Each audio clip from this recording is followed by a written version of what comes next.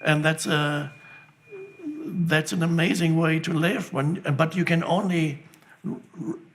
don't need the narratives anymore only when you live in connectedness with the deeper level of your being, only when you know that you are, and the sense of already being complete on that level, not needing anything on that level, already being fully yourself on that level. You're not perhaps fully yourself on the level of form. You can still achieve things. You can still learn new things, master new things, try out new things. Why not? There you are not complete. But on the level of the depth level of being, that you are at the deepest level, you are already fully yourself in the timeless present moment of being. You only need to sense that in yourself. Then you can operate on the two levels, and then you don't need these narratives, spin these narratives anymore in order to continuously enhance your mind-made sense of self. And then you can be with situations, allow them to be as they are without imposing any unnecessary story on it. So people behave the way they behave. People don't always do what they're supposed to do. They just act according to their level of consciousness, and you just accept that. They act, or whatever they do, that's what they do. The situations are as they are already. So you no longer, because many narratives have this element of deep resentment to them too. You might notice that when the mind constructs narrative, as they do in the collective too, these people don't believe what we believe, and therefore they are actually bad, evil people. How can they not believe the truth? They believe that this event happened 100 years and in the year so-and-so, but in Christianity it happened too in the past more than now. When was Jesus born?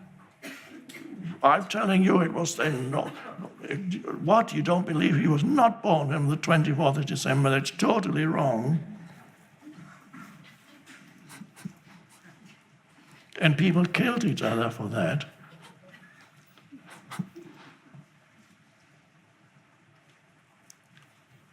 So be careful of narratives, but I'm not saying don't have narratives anymore.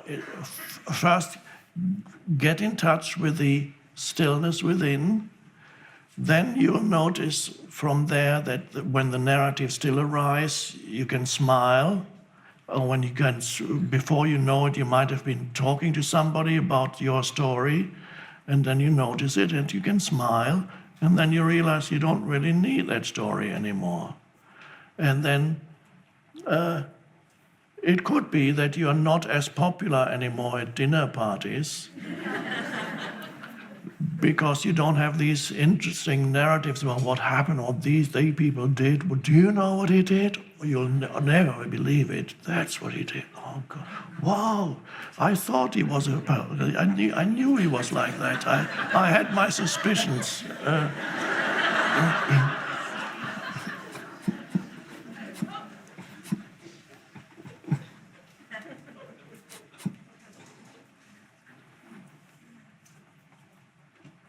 So there are many Zen stories like that, where the essence of Zen is, of course, to live without a narrative, in that simplicity of awareness. And then the simplicity is the famous saying that you probably know from Zen: chopping wood, carrying water, is a Zen saying, which is what you do in the Zen monastery every day. You chop the wood for the fire, and you carry water for washing or cleaning, and every day you chop wood. And so there's a Zen saying, chopping wood, carrying water, which means you go about your life without adding anything to it. There's not the story of, I can't stand this anymore. I've been chopping wood now for 3 years. Why doesn't somebody else do it? Or we should employ somebody. We must get. And this carrying water, it's getting too much for me. Why should I have to do that? I'd rather be somewhere else. I'd rather be playing golf than carrying water. These are all stories that go through people's minds that stop them from giving their fullest attention to whatever they're doing at the present moment. Doing with resentment, you do what you do it, but there's resentment behind the doing. You're doing it, but you don't really want to be doing it because I shouldn't be doing that, or whatever the narrative is why you shouldn't be doing that, or don't want to be, would rather be doing something else. Famous bumper stickers on cars, I'd rather be fishing, I'd rather be golfing, I'd rather be in Hawaii. Or as Ram Dass's bumper sticker that I saw on his car, I'd rather be here now.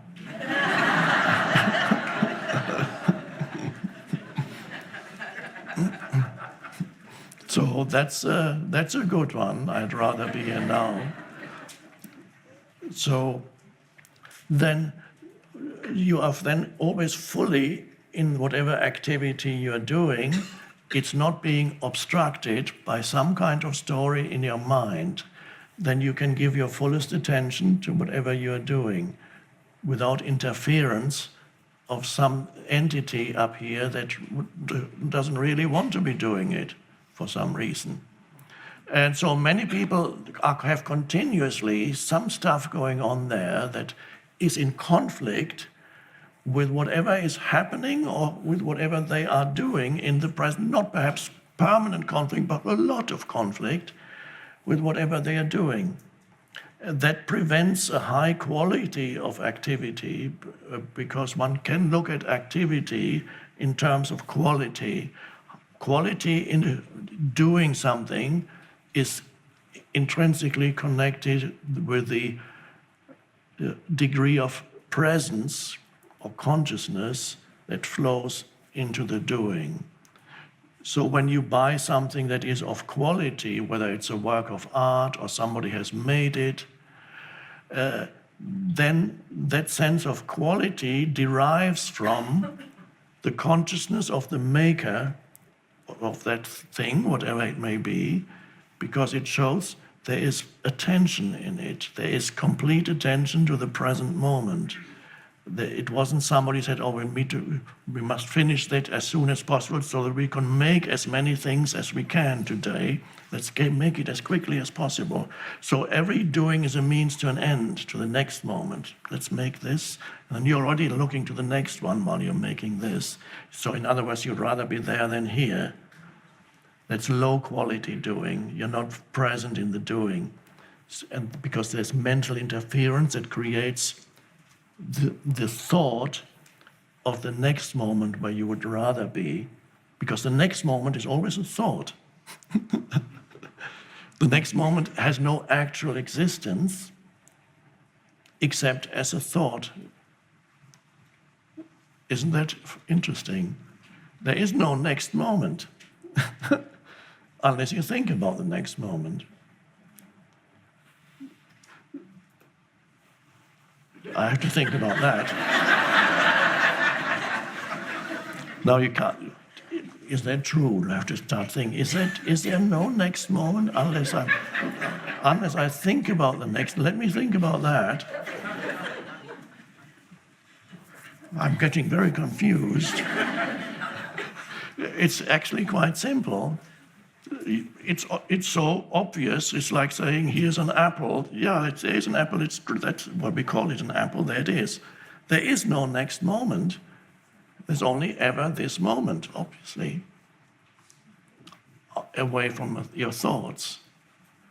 So if you continuously live as if the next moment were more important than this one, you cannot give your fullest attention to this one.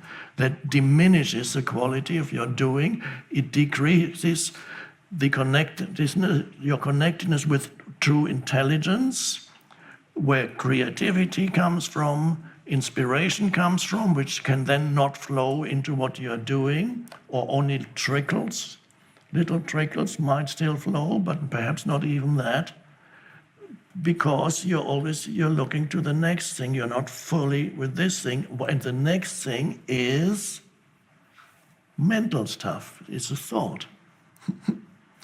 So that's another aspect of the interference of narrative, because even the next thing is a small narrative in your head.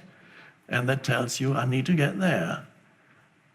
I'd rather be there already, therefore I need to get this out of the way quickly. And then whatever you are doing here is you're not fully present with it, which is reflected in the quality of the doing, which has infinite repercussions, because other people are affected by it also. And so your life then continuously is experienced as unsatisfying, because you never arrive at the next thing. Because when the next thing comes, it's the next thing. You're trapped in a mind pattern that says you live for the next thing. So if you discover within yourself that a lot of the time you're in a state of lack, of insufficiency, of not enough, and you feel that the answer to, the remedy is to be active in this world and achieve and do as much as possible, then you'll probably find that ultimately that is not the answer to your state of lack. In order to transcend, to go beyond your state of lack, of neediness, of not enough, spiritual practice and spiritual realization is necessary. Focus on the realization of being. It's only there that you can go beyond that state of lack, which is ego. Go within and discover who or what you are beyond the person.